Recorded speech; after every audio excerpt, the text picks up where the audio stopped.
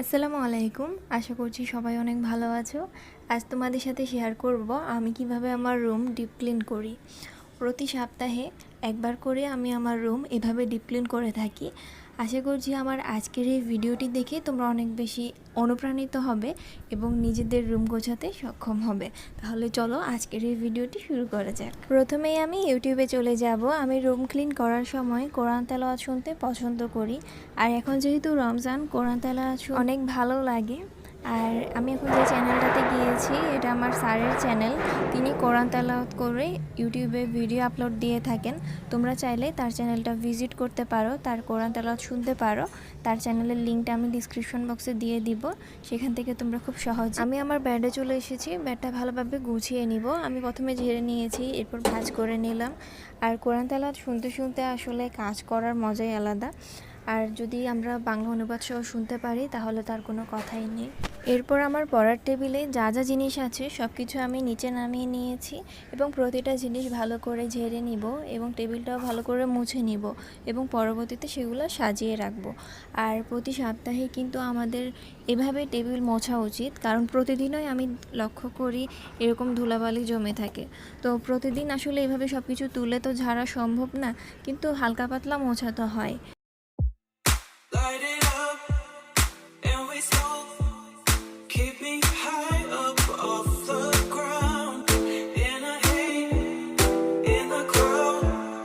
We ain't ever coming down, down, down, down. We ain't ever coming down, down, down, down, down, down. Like islands in the sky.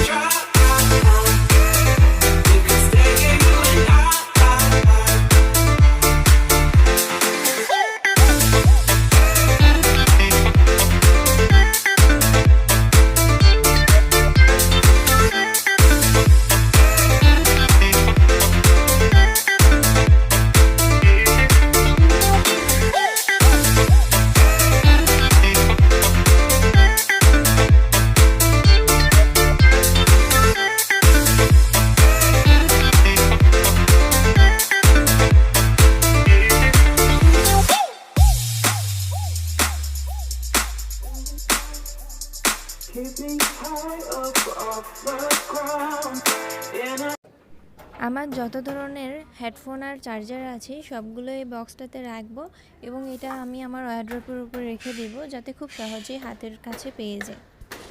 এটার পাশে আরও একটা box আছে যেখানে আমার rubber band, clip সেগুলো রেখেছি, তোমরা দেখতেই পাচ্ছ সামনে। আর পিছনে তো ফটো ফ্রেম আছে, সেগুলো আমি ভালোভাবে মুছে নিয়েছিলাম, তবে সবগুলো তোমাদের সাথে শেয়ার করিনি। অর্থাৎ আমার রুমের যত কিছু আছে সব কিছুই মুছে নিয়েছিলাম। আর এখন তো দেখতেই পাচ্ছ আমার শুকনা কাপড়গুলা চারদিকে ছড়িয়ে ছিটিয়ে আছে, এগুলো আমি একটা বলে নিয়ে নিয়েছি। এবার সেখান থেকে নিয়ে প্রতিটা কাপড় ভাঁজ করে এক সাইডে রেখে দিব এবং পরবর্তীতে সেগুলো ওয়ারড্রপে রেখে দিব।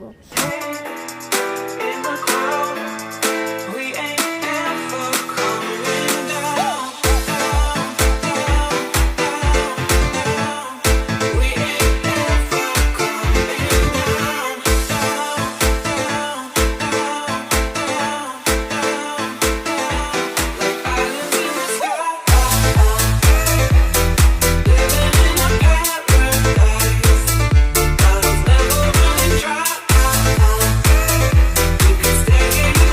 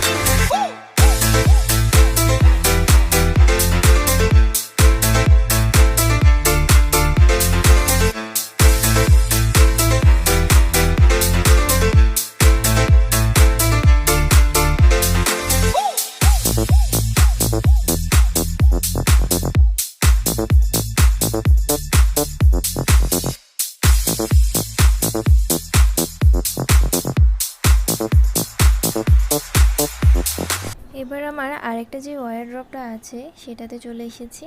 এখানে উপরে অনেক বেশি ধুলাবালি জমে গিয়েছিল এবং এখানে আমার কিছু বক্স আছে, এই বক্সগুলোতে আমার প্রয়োজনীয় কিছু জিনিসপত্র রাখি, সেগুলো আজ ঝাড়বো এবং বক্সের ভিতরে যে অপ্রয়োজনীয় জিনিসগুলো আছে সেগুলো ফেলে দিব।